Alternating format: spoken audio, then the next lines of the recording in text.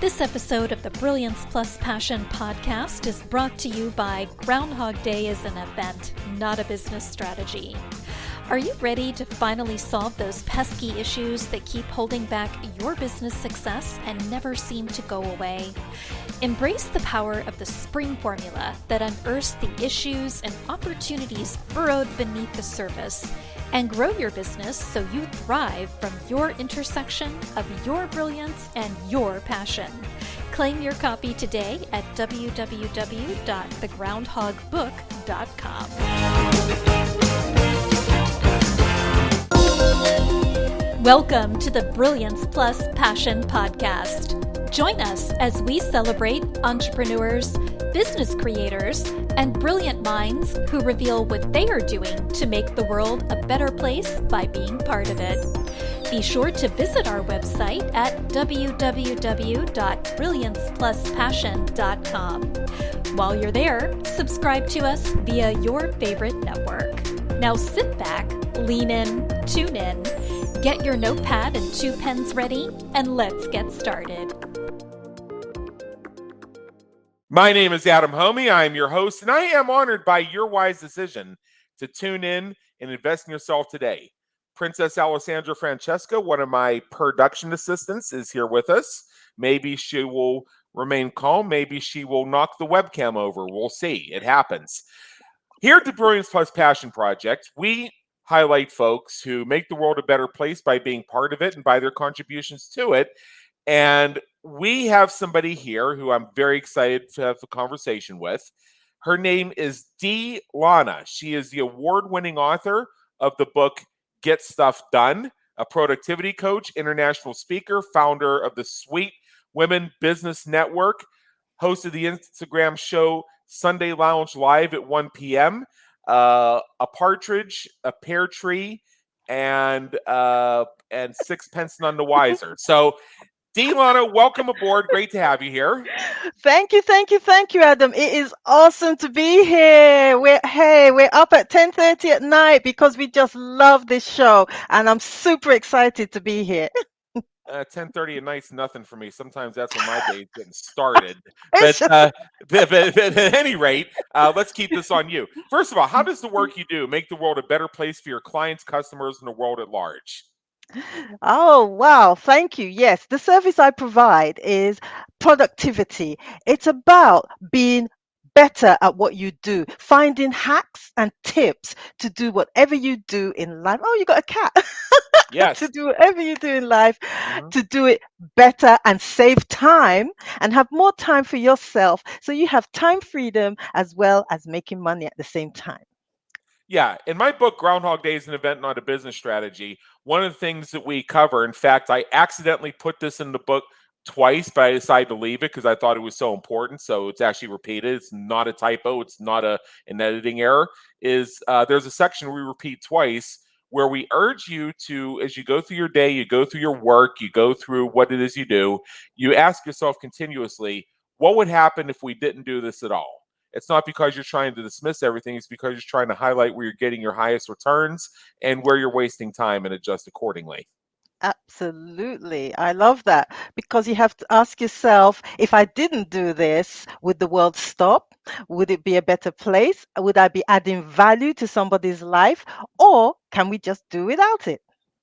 Yeah, a lot of so-called rules and regulations and processes are actually permanent overreactions to temporary blips on the radar, usually perpetrated by somebody with a big corporate title who came storming out of their corporate office, pounding their chest, saying, I am the chief program officer and I make rules. Yes. And that's we get stuck with them. So very Yeah. briefly, you may have heard this in your work, and if you have, great, and if not, I've just given you another tool which you can take home with you. There was have you heard the one about the guy whose wife cut off the ends of the roast before she put it in the pan? Yes, I have. Let's go through it briefly for our listeners. And I know our time is limited, so I'm going to go fast. Yeah. Man notices his wife cuts off the ends of the roast before she puts it in the pan, and he asks her why, and she says, "Well, my mom told me that when you cut off the ends, it makes the roast juicier and more tasty. So that's how I've always done it. Yeah. Well, a couple weeks later, he saw his mother-in-law, and he said, "Mother-in-law, well, your daughter tells me that you taught her that when you prepare a roast, you cut off the ends of it before you put it in the pan, and that makes it juicier and more delicious." And the mother-in-law said, "Yep, yep, yep. I learned that from my mom. That's what she told me." Well, son of a gun, the grandmother-in-law, she's 99 years old, still full of vim and vinegar, sees her at Thanksgiving, and he says, "Grandma Sally, my wife and my mother-in-law, your daughter and granddaughter, have both told me that you taught them to cut off the ends of the roast before you put it in the pan because it makes the roast juicier and more delicious. Is this true?" Grandma Sally said, "Sonny, during the Great Depression, we couldn't afford a pan big enough. I just didn't want your mother-in-law to know how damn poor we were."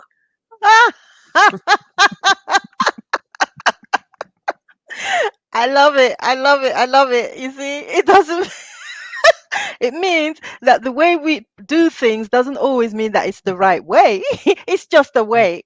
Anyway, it could be the right way, but you have to make it work and work for you. Yeah. So, in your experience, what are a few of the most common questions people in general have when they're asking about what it is you do, like the frequently asked questions? Yes, frequently asked questions would be, what's productivity? What's that about? Mhm. Because they know that get stuff done is about getting stuff done. But when you say it's about productivity hacks, they want to know, so what is productivity? Well, productivity it's about a process, like you've mentioned earlier. It's about the way we do things and how we go about doing them. There are three P's. Three P's, the three pillars to productivity would be about planning, would be about prioritizing. And the third one, your performance.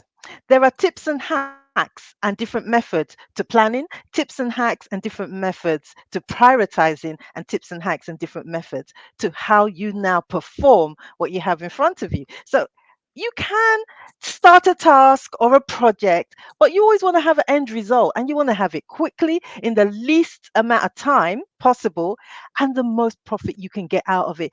And then you have time to spend with friends and family because you have completed your tasks and you've done them to the best ability that you can. So that's why you want to be productive in everything you do. And it can apply to every sphere in life, anything you're doing, it doesn't matter what. You have your three P's. I have my three P's, which are the three P's of website conversions. So we all have acronyms and alliterations. In fact, I teach acronyms and alliterations Uh huh. as a persuasive tactic. You see these memes on copywriting where number one says, That's right. "Avoid alliteration always." And I say, take your meme and throw it in the garbage. Alliteration is how we train the brain. If you notice how we remember rhymes, That's alliteration right. is alliteration is rhyming. It's just putting the rhyme at the beginning instead of the end. That's correct. And Yeah, also that's why songs. we Songs help you learn, yeah, don't they? songs rhyme, and that's why when you see a song translated into a different language, Uh huh. sometimes in the language you're translating it to, they'll change not only the title, not only the lyrics, but the meaning of the lyrics Yes. and keep the melody because they need it to rhyme in the other language. That's right. Absolutely, absolutely. And this is what helps one. So you think about when you were in primary school or secondary school, it can just be one song will make you remember a situation, a time, a place, and you're back there in that time, like a time capsule, like you've been taken back in time. Most certainly. So, what are a few questions you wish people would ask? I wish people would ask me about how they can improve on what they're doing. Ask me about how do I actually achieve what I want to do on a daily basis? What are the first things that I think about when I step out of bed in the morning? And how do I prepare for my day? How do I make things work? And how do I get stuff done? Right, right, right. So let's shift gears here for a minute and let me ask you a few things that will help our listeners get to know you better as a person. It's my belief that, and I quote Bob Berg on this, all things being equal, we tend to deal with and do business with people we know, like, and trust. I That's right. agree with Bob, and I add that most importantly, people do business with people who they see as people and not marketing scripts. So that's part of the process we do here at the Brilliance Plus Passion Project is we allow our viewers and listeners to see you as a person. And first question, this is where we get to have some fun. What would people who know you be surprised to learn about you? People, well, because I don't hide a lot of my stuff. People that know me well would be surprised about how many fingers I have in so many different pies, the number of pies that I'm juggling up in the air. Yeah. Well, that's just the Yeah, entrepreneurial condition. But yeah. I think what I'm getting out of that is that there are some things you're involved in that people would say, whoa, A, I didn't think that she was doing that. B, I never would have imagined she was doing it. And C, where yeah, the hell would she find the time to do it? absolutely. Yeah. Yeah. They know I'm busy, but they don't know how busy I really am. And I'm not just busy being busy, I'm busy getting stuff done. Yes. So next, what do you hope people say about you when you're not around to hear it? I would hope that they would say, well, I learned a lesson there. Oh, I didn't know about that. I'm glad I listened to Dee Lana because now I've learned something new.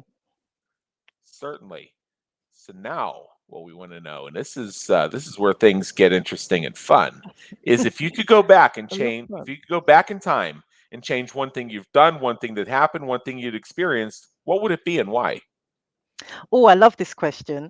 Absolutely. What Good. I would do is get on with all the little bits of scripts that I've been writing over the years and putting away on the back burner. I would make speed and haste and get my book out a lot sooner than I did. Definitely. Yeah, I'll tell you very briefly. My book is called Groundhog Day is an Event, Not a Business Strategy. I came up with the content over a course of about a year between 2015 and 2016. At the beginning Hmm. of 2017, I met with my business coach because I was trying to identify a theme in the title.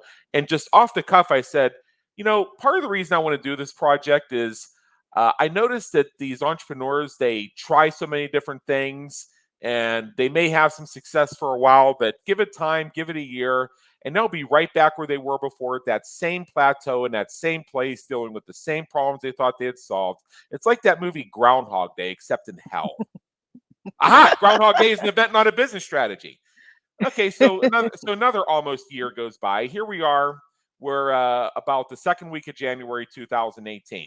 Now, for those who may be watching outside the United States who are not aware of this, Groundhog Day in the United States is on February 2nd. That's really the only logical day you'd launch anything with the title Groundhog Day in it. So I realized I had two choices. A, wait another year, or B, change the title and the theme of the book and do it later that year. But I might not like it as much, and it might not resonate as much. But at least I'd be getting the book done that year. So you know what I did? What do you do? I What did you turned to, do? I turned to your countryman, Sir Richard Branson, and echoed his words. Screw Yeah. it, let's do it. I got the damn book done. We launched on Groundhog Day, and we achieved an international Amazon bestseller status on 3 continents.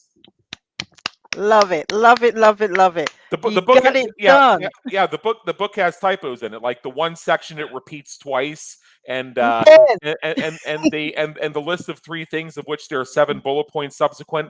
I'm not going to release another edition, and I'm not going to add a bonus version to it or what have you. It is what it is. If I write another book, it'll be a different book. That's Groundhog right. That's right. Groundhog Day is frozen in time, and partially for a reason because I want to illustrate how timeless the concepts really are.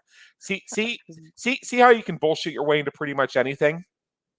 I Now, love it. I love yeah, it. now I said that colloquially because I want to create a pattern interrupt for our listeners, mine and yours.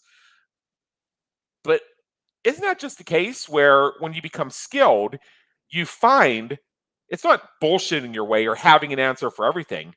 It's recognizing that the silver lining in the cloud is a precious metal that should be mined and invested in.